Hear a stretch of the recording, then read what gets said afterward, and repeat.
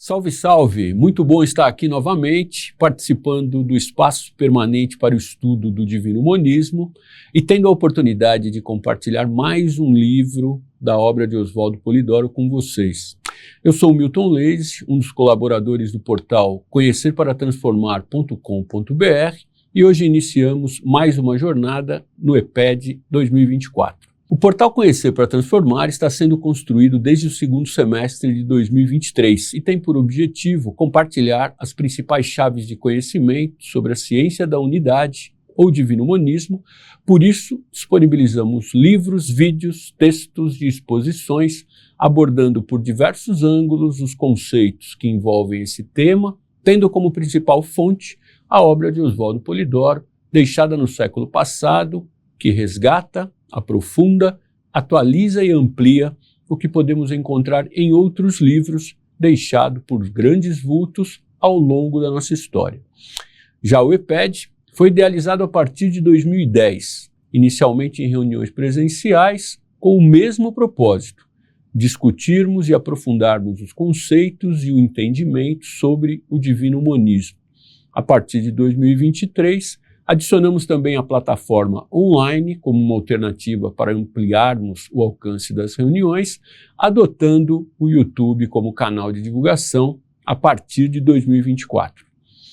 Como sempre reforçamos, essas verdades-chave não são novas no planeta e envolvem temas como ciência, filosofia, espiritualidade, história, sociologia, política, pois todos esses assuntos têm a ver com a nossa realidade e com a nossa vida. Como espíritos reencarnados que somos ou estamos, pois nossa verdadeira essência não é material, é fator fundamental para que possamos aproveitar mais essa oportunidade de estarmos por aqui, conhecermos tais chaves e procurarmos colocá-las em prática, o que acelerará nosso processo de aprendizado e desenvolvimento. O conhecimento é um fator fundamental de transformação. Por isso nos empenhamos tanto em estruturar e compartilhar com vocês tudo o que temos disponível e da melhor maneira possível. Por isso, o EPED 2024 foi estruturado com base em 21 livros de Oswaldo Polidoro, que estão sendo apresentados em 4 episódios, sempre às quartas-feiras e aos sábados, aqui no YouTube, no canal Conhecer para Transformar. E o livro que veremos a partir de hoje é o Pentecoste.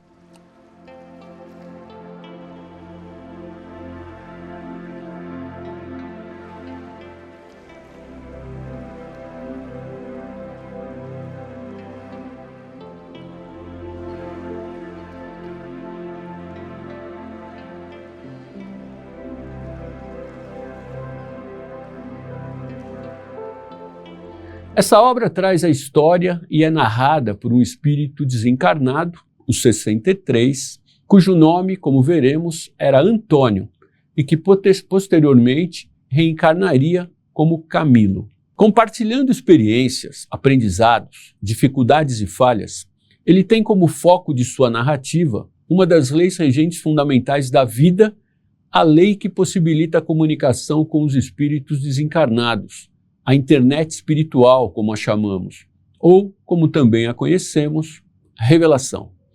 Através do seu relato, travaremos contato com situações e acontecimentos emocionantes, cheios de Espírito Santo, com diversas advertências, ilustrações e consolações.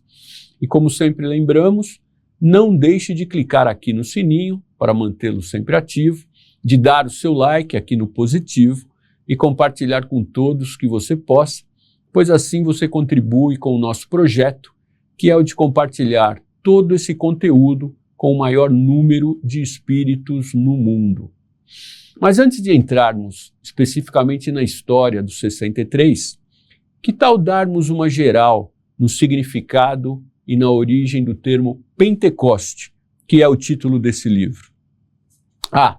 Mais uma observação importante. Não deixem de ler o livro. Nossa intenção aqui é apresentar a obra e provocar o interesse de cada um em conhecer mais.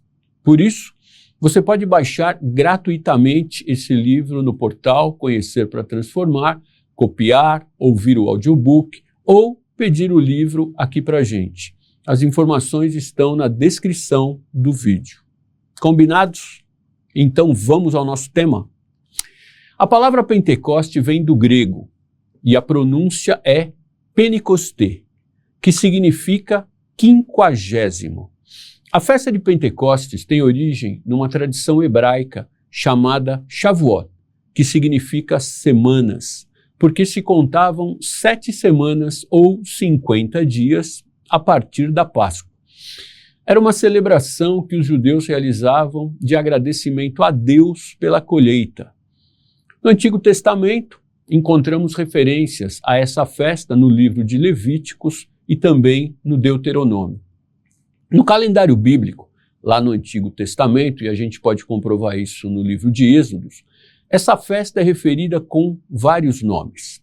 Festa da colheita, ou cega, festa das semanas, como já comentamos, e dia das primícias dos frutos.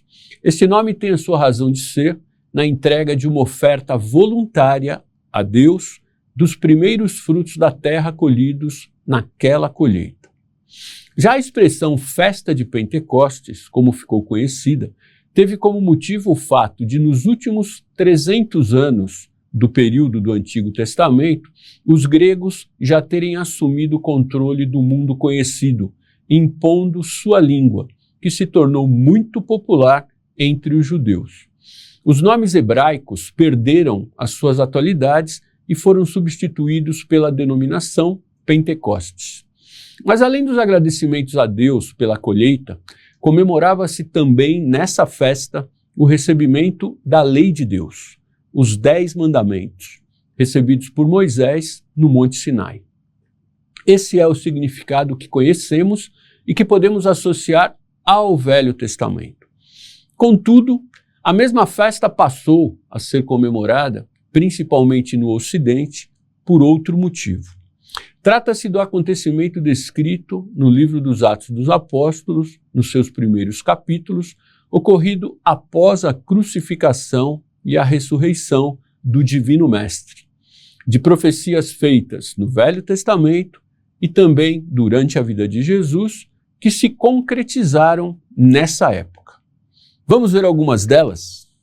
Profecias lá do Velho Testamento.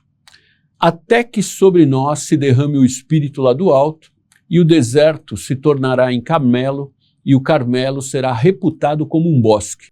Está lá em Isaías, no capítulo 32. E porei o meu Espírito no meio de vós, e farei que vós andeis nos meus preceitos, e que guardeis as minhas ordenanças, e que as pratiqueis. Essa está em Ezequiel, capítulo 36. Eu derramarei o meu Espírito sobre toda a carne, e os vossos filhos e as vossas filhas profetizarão, e os vossos velhos serão instruídos por sonhos, e os vossos mancebos terão visões. Essa é de Joel, no capítulo 2. Já há profecias na função missionária, a respeito da função missionária de Jesus. Mas o Consolador, que é o Espírito Santo, a quem o Pai enviará em meu nome, ele vos ensinará todas as coisas e vos fará lembrar de tudo quanto vos tenho dito. Está em João, Evangelho de João, capítulo 14. Até Jesus, as reuniões mediúnicas onde aconteciam os contatos com os espíritos do outro lado ou desencarnados, as viagens astrais, as vidências, etc., e que tinham por base de conhecimento as mesmas chaves fundamentais transmitidas anteriormente na Índia, no Egito, na Grécia, Pérsia e região, continuavam sendo realizadas em cenáculos fechados, semelhantes aos que Jesus e João Batista fizeram suas iniciações, dos 12 aos 29 anos aproximadamente, antes de saírem para a vida pública. João Batista e Jesus não reencarnaram primos e na mesma época por acaso, mas porque tinham um grande trabalho a realizar. João Batista veio para apresentar Jesus, o Messias, chamando a atenção e preparando o povo para o reconhecerem, o receberem e prestarem atenção ao que viria dizer e fazer.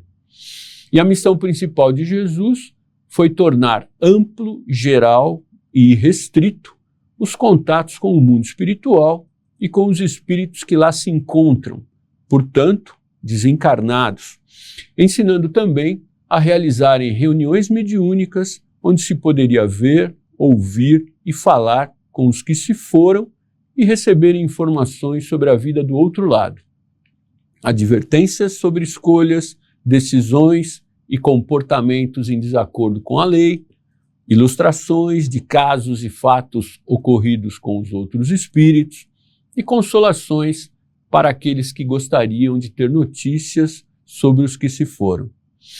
Esse trabalho, comandado por Jesus, com a ajuda da Mensageria Espiritual do Bem e seus trabalhadores, foi extensivo a todo o planeta e ficou conhecido e registrado como o batismo de Espírito Santo ou derrame de dons do Espírito Santo, que, fazendo uma livre correlação ou colocando em uma linguagem mais atual, poderíamos descrever assim: Jesus veio apresentar, implementar e disponibilizar para todo o planeta o que seria uma internet espiritual, uma rede de comunicação entre os dois planos da vida que funcionaria através da utilização dos dons mediúnicos quando estes estivessem ativos nos espíritos reencarnados. Deu para entender a correlação? Nada de enigmas, nada de bruxaria, nada de mistério, nada de milagres. Tudo uma questão de conhecer e ter autoridade para movimentar as leis, aplicando essas mesmas leis nos diversos elementos disponíveis no universo, produzindo ou gerando os fatos ou os acontecimentos. E é por isso que tinha que ser um espírito com o nível evolutivo de Jesus, porque ele tinha os dons mediúnicos ativados a 100%, talvez mais. Ou, como vocês já devem ter lido ou ouvido falarmos por aqui, Jesus tinha os dons do Espírito Santo sem medida. Ele era um médium completo. Mas se não fosse ele, Jesus, seria um outro espírito, pois o planejamento divino aconteceria de qualquer maneira, pois Jesus é um espírito muito hierarquizado, mas não é o único desse nível. Mas isso é um tema para abordarmos em uma outra oportunidade. Voltando ao Pentecoste e tudo o que aconteceu a partir da crucificação, que na verdade foi uma tessificação, porque naquela época não existia a cruz, existia um T de madeira. E voltando também à época da ressurreição de Jesus em espírito e convivendo com os apóstolos por mais de 11 anos, nós encontramos os seguintes relatos a respeito do cumprimento da promessa. Mas recebereis as virtudes do Espírito Santo, que descerá sobre vós, e me sereis testemunhas em Jerusalém, em toda a Judéia e Samaria, e até as extremidades da terra. Livro dos Atos, capítulo 1. E foram todos cheios do Espírito Santo, e começaram a falar em línguas diversas, conforme o Espírito Santo lhes concedia que falassem. Atos, capítulo 2. Sobre a vigência da Igreja viva. E recebereis o dom do Espírito Santo, porque para vós é a promessa, e para vossos filhos, e para todos os que estão longe, quantos chamar a si o Senhor nosso Deus. Livro dos Atos, capítulo 2. E tendo eles orado, tremeu o lugar onde estavam congregados, e foram todos cheios do Espírito Santo, e anunciavam a palavra de Deus confiadamente. Atos, capítulo 4. Estando Pedro ainda proferindo estas palavras, desceu o Espírito Santo sobre todos os que ouviam a palavra. Atos, capítulo 10. E como eu tivesse começado a falar, desceu o Espírito Santo sobre eles, assim como também tinha descido sobre nós no princípio. Atos, capítulo 11. Agora, a respeito das 9 manifestações fundamentais do Espírito Santo. E a cada um é dada a manifestação do Espírito para proveito, porque a um é dada pelo Espírito a ciência, a outro a sabedoria, a outro a fé, a outro a graça de curar as doenças, a outro a profecia, a outro o discernimento dos espíritos, a outro a variedade de línguas e a outro a interpretação das palavras. Esse texto está na primeira epístola de Paulo aos Coríntios, capítulo 12. Vejam só, todos esses textos foram extraídos da Bíblia judeu-cristã e encontram-se na introdução do livro O Pentecoste. Por isso, minha escolha em dedicar o primeiro episódio para falar um pouquinho do que se trata o tema. A partir do próximo, entraremos especificamente na história do livro, com todos vocês já tendo um pouco mais de informações, o que vai nos ajudar a compreender melhor o enfoque que o protagonista da história deu em sua narrativa. Espero vocês para a gente continuar nossa jornada. Não deixem de ativar o sininho, clicar aqui no positivo, deixar os seus comentários e compartilhar. Assim você estará contribuindo para esse projeto de divulgação das chaves de conhecimento da ciência da unidade ou divino monismo. A gente se vê pelas redes. Até o próximo episódio.